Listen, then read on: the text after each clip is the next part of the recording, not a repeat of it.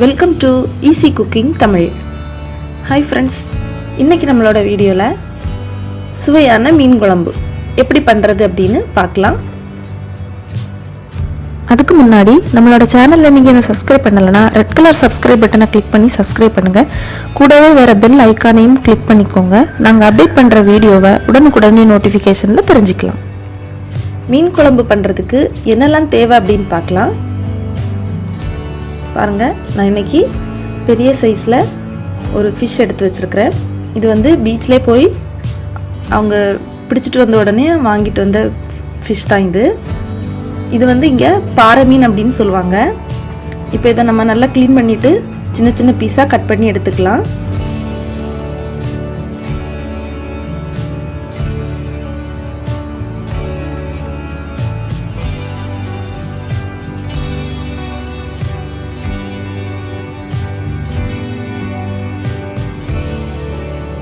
பாருங்கள், நல்லா க்ளீன் பண்ணிவிட்டு சின்ன சின்ன பீஸாக கட் பண்ணி எடுத்து வச்சுருக்கிறேன். ஒரு கப் துருவின தேங்காய், 1 டீஸ்பூன் ஜீரகம், 1/4 டீஸ்பூன் மிளகு, 2 டீஸ்பூன் மிளகாய்த்தூள், 1/2 டீஸ்பூன் மல்லித்தூள், 1/4 டீஸ்பூன் மஞ்சள் தூள், ஒரு எலுமிச்சம்பழம் அளவுக்கு புளி, கொஞ்சம் சின்ன வெங்காயம், 2 பல் பூண்டு, 3 பச்சை மிளகாய், கொஞ்சம் கடுகு, தேவையான அளவு உப்பு, கொஞ்சம் கருவேப்பிலை, கொஞ்சம் ஆயில், ஒரு தக்காளி, அதை சின்ன சின்னதாக கட் பண்ணிக்கலாம். ஃபஸ்ட்டு ஒரு மிக்ஸி ஜாரில் நம்ம துருவி வச்சுருக்கிற தேங்காவை சேர்த்துட்டு கூடவே ஜீரகம், மிளகு, கொஞ்சமாக கருவேப்பிலை, 2 பல் பூண்டு, கூடவே நாம் வச்சுருந்த வெங்காயத்தில் ஒரு 4-5 சின்ன வெங்காயத்தை கட் பண்ணி உள்ளே சேர்த்துக்கலாம். சேர்த்துட்டு தேவையான அளவு தண்ணி சேர்த்து இதை நல்லா அரைச்சி எடுத்துக்கலாம்.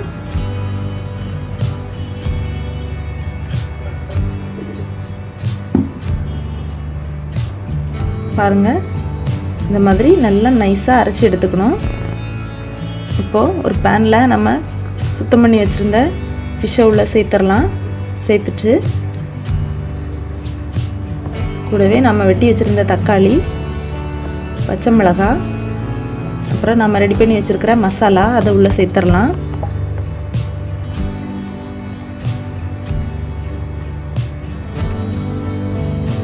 மஞ்சள் தூள், மிளகாய்த்தூள், மல்லித்தூள், அப்புறமா நம்ம வச்சுருந்த புளியில் கொஞ்சம் தண்ணி சேர்த்துட்டு இதை நல்லா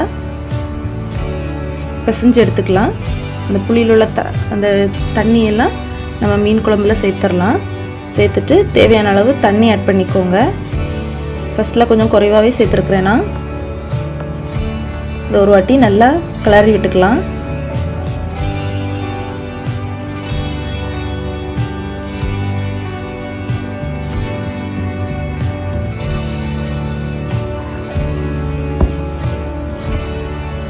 ஒரு வாட்டி நல்லா கிளறி விட்டுட்டு குழம்புக்கு தேவையான அளவு உப்பு சேர்த்துக்கலாம். சேர்த்துட்டு மறுபடியும் இதை ஒரு வாட்டி நல்லா கலந்து விட்டுட்டு, ஒருவேளை உங்களுக்கு குழம்புக்கு இன்னும் தண்ணி தேவைப்பட்டால் எக்ஸ்ட்ரா சேர்த்துக்கலாம். நான் மறுபடியும் கொஞ்சம் சேர்த்துக்கிட்டேன். இப்போ நம்ம இதை ஸ்டவ் ஆன் பண்ணி வச்சிடலாம். ஸ்டவ்வில் வச்சுட்டு ஒரு 3 நிமிஷம் ஆகும்போது இந்த குழம்பு லைட்டாக சூடாக ஆரம்பிக்கும். அந்த டைமில் இதை ஒரு வாட்டி கிளறி விட்டுக்கோங்க.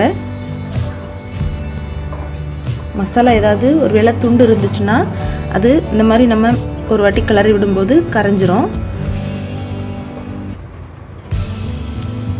கிளறி விட்டுட்டு இப்போ நம்ம இதை மூடி வச்சிடலாம்.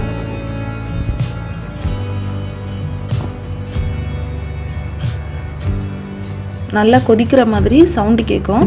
அந்த டைமில் நம்ம இதை ஓப்பன் பண்ணி பார்க்கணும். பாருங்கள், நல்லா கொதிக்குது.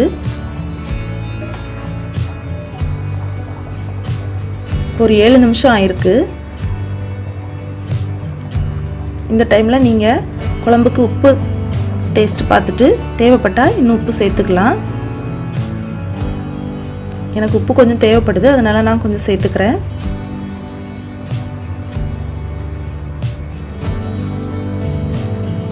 ரொம்ப ஃபாஸ்ட்டாக எல்லாம் கிளறக்கூடாது, மெதுவாக அந்த மாதிரி கிளறி விட்டுக்கணும். இப்போ மறுபடியும் இதை மூடி வச்சிடலாம். குழம்பு கொஞ்சம் வற்றி வரும்போது நம்ம ஸ்டவ் ஆஃப் பண்ணிடலாம். இப்போ பாருங்கள், இன்னொரு 5 மினிட்ஸ் ஆயிருக்கு. குழம்பு கொஞ்சம் வற்றி இருக்கு. இப்போ நம்ம தீயை வந்து சிம்மில் வச்சுக்கலாம். இன்னொரு பேனில் ஒரு 4 டீஸ்பூன் அளவுக்கு ஆயில் சேர்த்துக்கலாம். ஆயில் சூடானதும் கடுகு ஆட் பண்ணிக்கலாம். கடுகு நல்லா பொரிஞ்சதும் மீதி இருந்த சின்ன வெங்காயத்தை சின்ன சின்னதாக கட் பண்ணி அதையும் உள்ளே சேர்த்துக்கலாம். வெங்காயம் நல்லா பொன்னிறாகிற மாதிரி வேகணும்.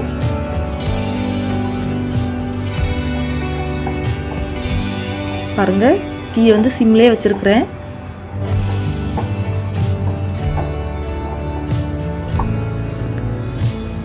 லைட்டாக கருக ஆரம்பிக்கிற மாதிரி வரும். அந்த ஸ்டேஜில் கருவேப்பிலை உள்ளே சேர்த்துட்டு இது ஒரு வாட்டி நல்லா கிளறி விட்டுட்டு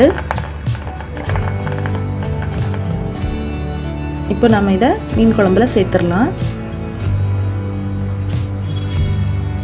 சேர்த்துட்டு மெதுவாக ஒரு வாட்டி கலந்து விட்டுடலாம். இதை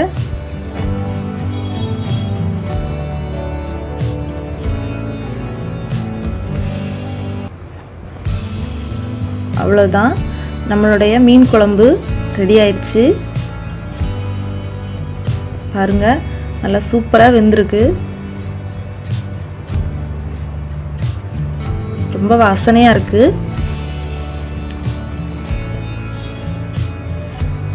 அவ்வளோதாங்க, நம்மளுடைய சுவையான மீன் குழம்பு ரெடி ஆயிடுச்சு. நீங்கள் மசாலா அரைக்கும்போது கொஞ்சமாக கருவேப்பிலை, கொஞ்சம் நல்ல மிளகுலாம் சேர்த்து நீங்கள் அரைக்கும்போது சாதா குழம்புல நம்ம போட்டோன்னா அதை நம்ம சாப்பிட மாட்டோம், வேஸ்ட்டில் எடுத்து போட்டுருவோம். கருவேப்பிலையெல்லாம் நம்ம சாப்பிட மாட்டோம். நீங்கள் தேங்காய் கூட சேர்த்து அரைக்கும்போது அது வந்து அரைஞ்சு வந்துடும். அப்போ நம்ம குழம்போடு சேர்த்து அதை சாப்பிடும்போது நம்ம உடம்புக்கும் அது ரொம்ப நல்லது. இந்த மாதிரி நீங்கள் வீட்டில் ட்ரை பண்ணுங்கள், நிச்சயமாக உங்களுக்கும் பிடிக்கும். ரொம்ப சுவையாகவும் இருக்கும் இந்த மீன் குழம்பு. இந்த வீடியோ உங்களுக்கு பிடிச்சிருக்கோன்னு நம்புகிறோம். இந்த வீடியோ உங்களுக்கு பிடிச்சிருந்தா லைக் பண்ணுங்கள், மறக்காமல் இந்த வீடியோ உங்கள் ஃப்ரெண்ட்ஸுக்கு ஷேர் பண்ணுங்கள். எங்களுடைய சேனலை சப்ஸ்கிரைப் பண்ண மறந்துடாதீங்க. மேலும் இந்த வீடியோ பற்றின உங்களோட கமெண்ட்ஸை கமெண்ட் பாக்ஸில் டைப் பண்ணுங்கள். நன்றி.